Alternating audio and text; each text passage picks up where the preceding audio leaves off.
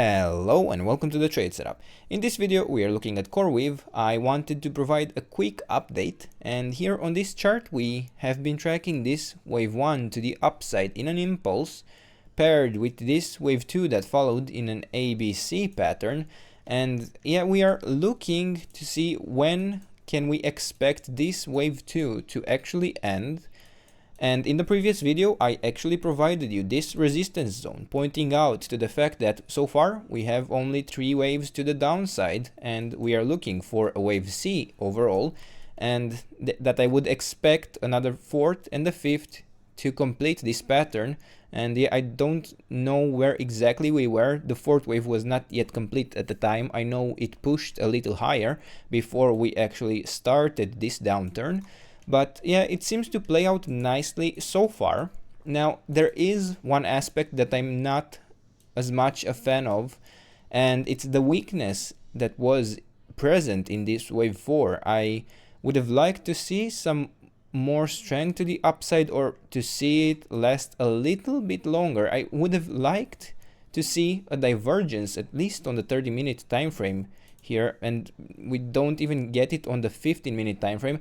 Now, that's not a deal breaker realistically, that we don't see a divergence here on the RSI, but it's something that I do notice is missing, and makes me think, are we looking maybe at a more complex correction? Is it perhaps that it's a WXY, wherein here in the wave Y to the downside we have an ABC pattern that is developing instead and could take us even lower?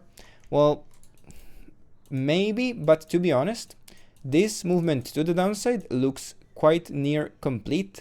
I would say that so far we have a wave 1 down, a wave 2 up, and then another 1, 2 maybe here, and then this would be the 3rd wave down, and now I would be looking for 4, 5 and a 4, 5 to actually complete this movement to the downside.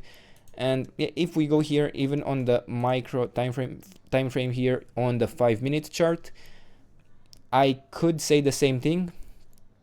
It's a bit of nonsense to actually count the structure here. The idea is that I'm looking for at least one more movement, one more 4-5 pattern to actually complete this movement. I wouldn't necessarily expect both of them. The movement could be slightly different, where I don't know, maybe we could actually get a lot more, where this is a series of 1, 2 setups, and then a larger 1, 2, 3, 4, 5, and then a 4, 5 that is developing.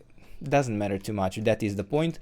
And I would expect, normally, if I were looking for multiple 4-5 patterns, to hold this resistance zone between $91.30 up to around 94.30 cents. But as an ultimate resistance area, I would be looking for up to $95.8 level, and if we actually break above this, I would consider this movement to the downside complete, at least for now. As I said, it could turn into something more bearish. Maybe this is an A wave down, and maybe this is a B wave up, but then this could be a 1, 2 within a C wave, and then still find the 3rd, 4th, and 5th, and then complete the correction.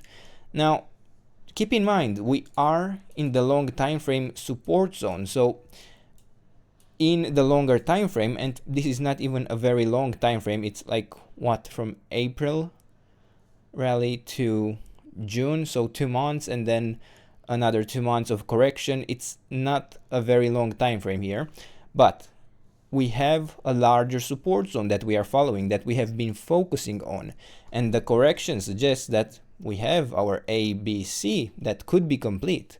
It doesn't need to be a WXY that extends even further down. I'm just pointing out that there is such risk, and that I don't like necessarily the weakness of the correction that occurred in these retracements here in wave 2 and wave 4. But for now, these are the levels. This is the trade setup. I hope you enjoyed the video, and if you did, don't forget to subscribe and let me know what else you want me to cover, and I'll do my best to do that in the days and weeks ahead. And until then, I hope you have a nice day, and I hope to see you in the next video. Bye bye.